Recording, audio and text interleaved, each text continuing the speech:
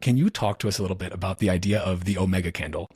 You had another tweet the other day about, a kind of power law versus chaos theory, Yeah. which I enjoyed, and kind of what your thesis is for that, maybe as much of a time frame as you're comfortable giving for it, and kind of how you arrived at that, given everything you see from the kind of higher level of nation states on down to the bottom up, just regular average people buying Bitcoin. Yeah, so the Omega candle is a 100K green candle on the daily, and this is what happened after a God candle, which is 10K. So Okay. the God candle has been talked about in trading circles for some time, but I figure with the advent of the ETFs and this massive change in the macroeconomic landscape, it's time for a bigger candle to measure. And I like the term Omega because you can quantify it. Like a 2 Omega day would be a 200K candle, or a 3 Omega, kind of like you measure earthquakes on the Richter scale, right? It's like a magnitude 6, right? So I think we both agree that 1 million is an inevitability for Bitcoin, just simply because we're printing and have printed so much money.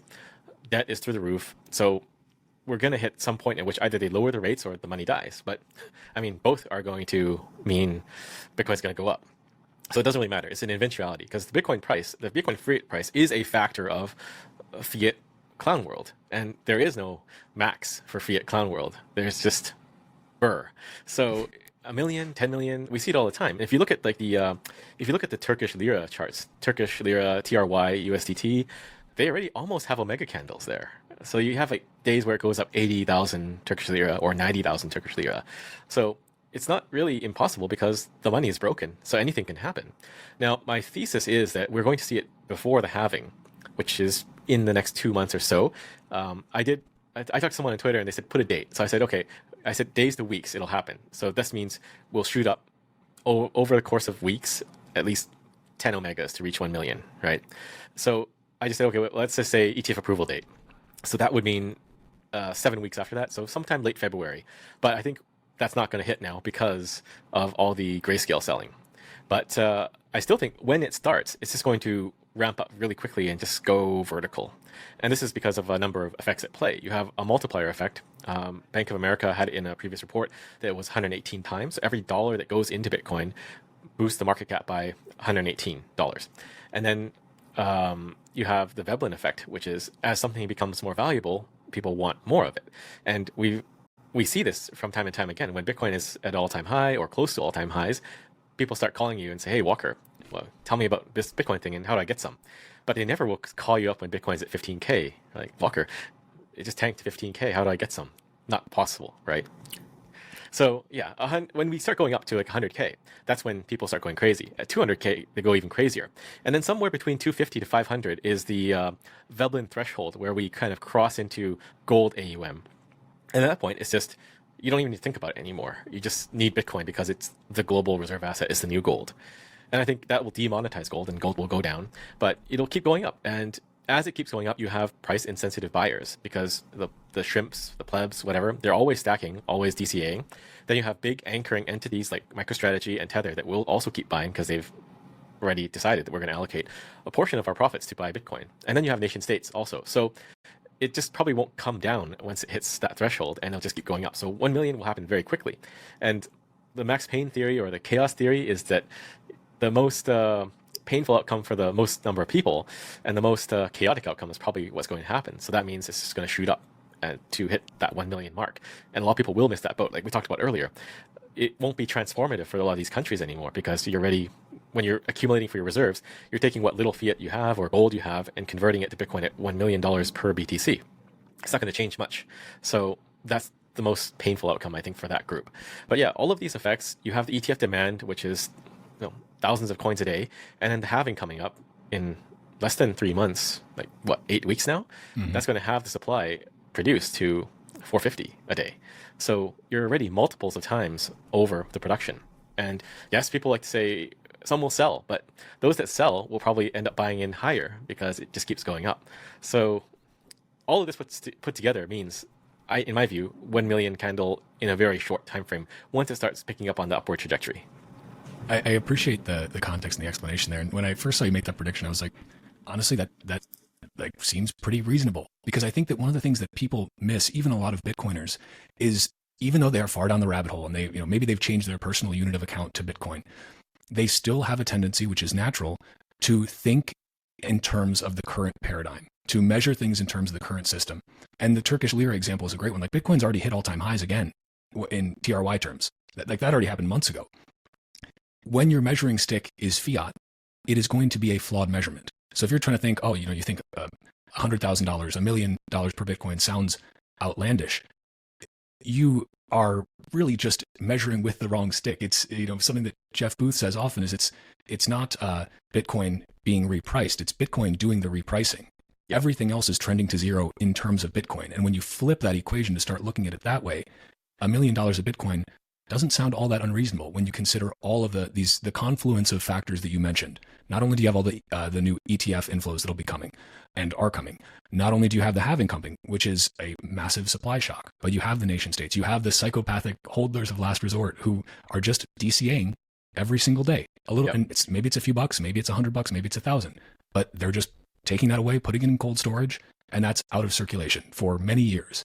And I like to think of it in terms of the paradox of that old question, what happens when an unstoppable force hits an immovable object? And framing it as the idea of the unstoppable force is demand, ever increasing and more voracious demand for Bitcoin. And the immovable object is Bitcoin's absolutely finite supply of 21 million. That's not moving. It is truly an immovable object floating around in cyberspace. Yeah. But demand is only becoming stronger. So what happens when that unstoppable force hits that immovable object? Well, omega, I guess, or multiple omegas. But it'll be really interesting to see this play. And I think you're right about the Max Payne theory. Like I think it's unfortunately, because it would be nice for Bitcoin to kind of crab along and upward slowly and steadily and give as many people, and especially in the developing world, more chance to at least accumulate a little. But sadly, I don't know if that's going to be the case. But there's an interesting psychological thing here at play. So when the Omega candles didn't come right after the ETFs were launched, a lot of people pushed out their predictions and said, well, maybe in 5 years or maybe 10 years. And this is a failing of human psychology. So we don't really deal with step changes very well, which is like a change that's very rapid like this, and then you have a new plateau. So when the step change doesn't come, you don't have that vertical line like that, then cognitively you push it out and say, well, it'll happen here. But it probably is still at the same place it's going to happen, and you're just getting closer to it. And then you suddenly move up that step.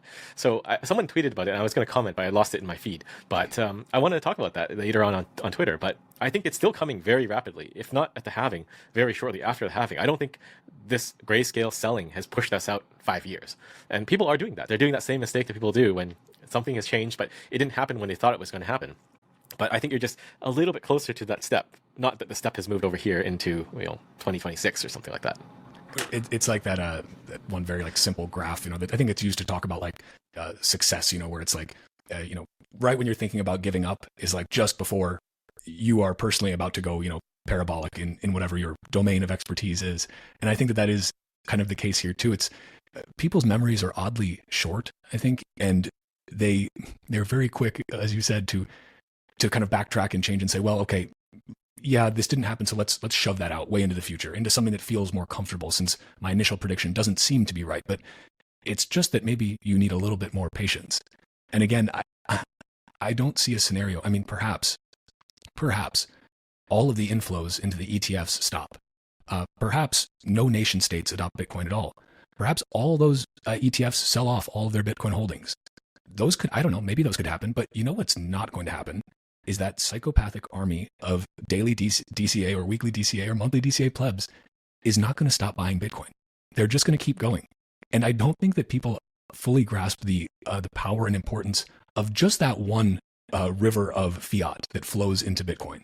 Now, once you start to incorporate the confluence of, again, the ETFs and nation states and just a hyperinflationary fiat world in different places at different times, it starts to get very hard to make an argument against a really violent and rapid ascent.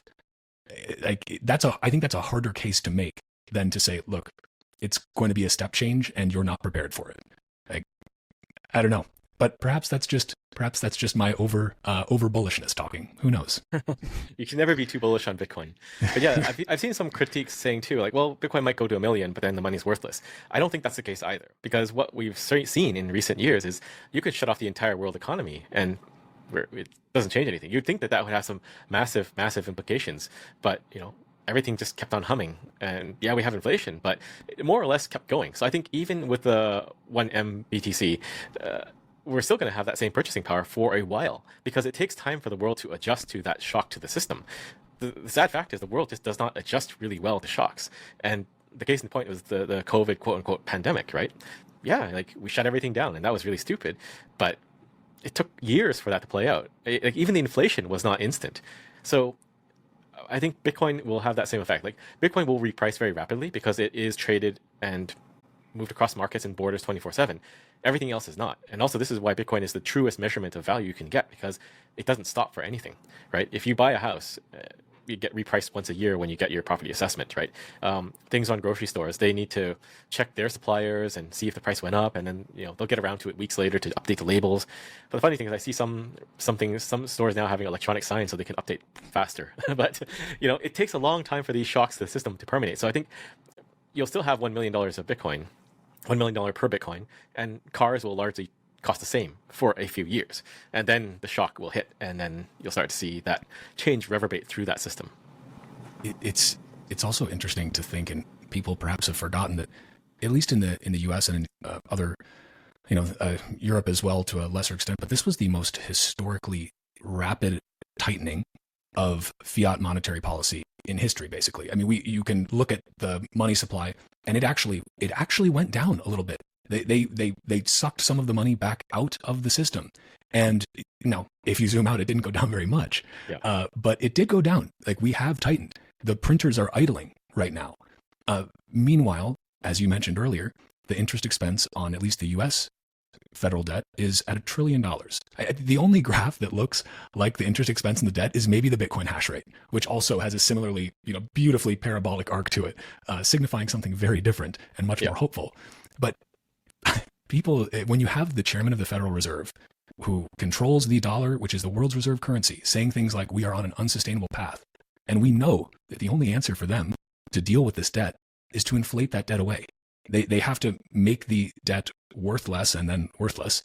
They're not going to pay it off. That's just not going to happen. So we are going to use our printers. We're going to fire them back up at levels probably never before seen. And if that's happening with the world's reserve currency, it's happening at a much larger, like I shudder to think what the Turkish lira is going to do when the US starts easing and printing again. Like it's not going to look good. The US is still the prettiest horse at the glue factory, but they're still at the fiat glue factory. So yeah. Well, it doesn't really matter, because the world is more than just the US, right? Amen. Other countries will start printing too. Like China, It looks like they're about to start printing, and they also have their ETFs going through in Hong Kong, right? So I think everyone has to print, because everything is failing, and the only way out is to print. And that printed money has to go somewhere. So it's this hastening that transition to the Bitcoin standard. That money will go into Bitcoin from the smart people. The dumb people will hang on to the fiat until the very end. But it is this transition period that we're seeing, and it's going to happen very quickly. I want to be conscious of your scarce time here, but I want to ask you one more general question and then one more just mini question to finish us off. But I wanted to actually ask you your thoughts on China, because I know that they froze. I mean, their equities markets have been like falling off of a cliff, but of course, Bitcoin is still too volatile. But China is also one of the largest sovereign holders of confiscated Bitcoin.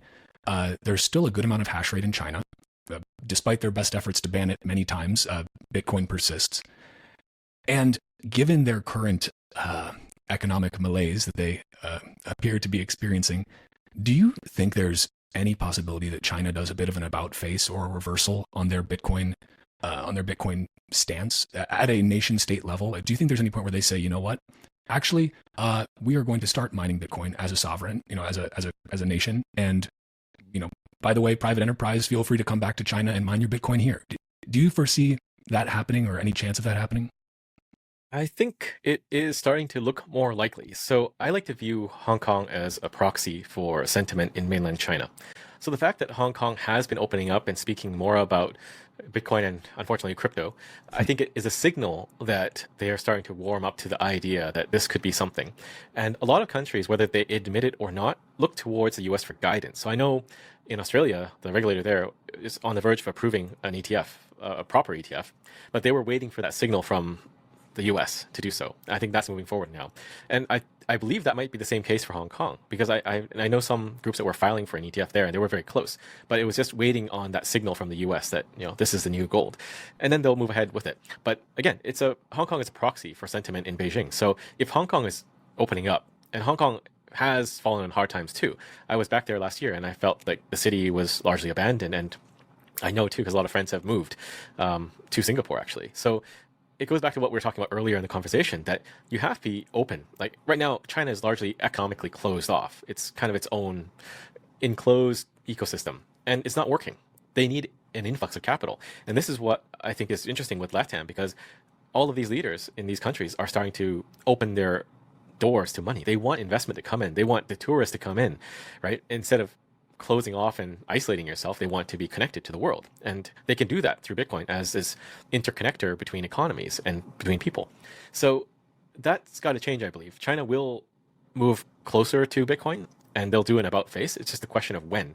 But if they do choose to do so, I mean, it's going to be substantial on everything, because they're very close to the ASIC manufacturers. The vast majority of ASIC manufacturing is done in China. And that's going to mean that they can get hash rate up very fast. And there is a large amount of energy infrastructure in China, also nuclear. So while Western nations were giving up on nuclear or closing down nuclear plants, China was building more nuclear plants. Plus they have the hydro and everything else too. So if they decide to go into Bitcoin in a big way, it's going to have massive repercussions for the market as a whole. It'll be fascinating to see how that does play out. And I think the nuclear is such an important point too, because as you said, as countries like Germany were spearheading the movement to get rid of all nuclear and switch back to coal because they somehow determined that that's cleaner for them. China not only was building out nuclear, but I think people underestimate the importance of having specialists, having a workforce, having the experience in building these plants to be able to actually do it at a competitive price at a large scale. Whereas other countries have just sort of let those skills fall by the wayside. It's if you don't practice something, you tend to get a little rusty at it, and especially if you decide to make it some sort of a climate pariah for literally no logical reason. Well, then you really lose expertise in that. So it would be interesting to see as well how that sort of a shift towards a positive stance on Bitcoin might just affect China at a larger in a larger way, because I think wherever you are in the world, Bitcoin is going to, you don't change Bitcoin, Bitcoin changes you. And I think that's true at a personal level. I think that's also likely true at a nation state level. It's going to change priorities. It's giving you an honest ledger as your base layer. It's going to make things better in ways that are difficult to comprehend now and that are going to be different across the world, because everyone, as you said, every country has their own pain points that you need to look at. But I'm hopeful, and I hope that the global mining hash war, which will be a peaceful one, I think we're going to see it ramping up very quickly. As we're going to see Omega candles for price. We're going to see some really interesting. That hash rate's just going to keep climbing. But luckily, we have the difficulty adjustment, right? Every 2 weeks, we can come back to a baseline that we're supposed to be at. But Samson, I want to thank you for sharing your scarce time with me. This has been really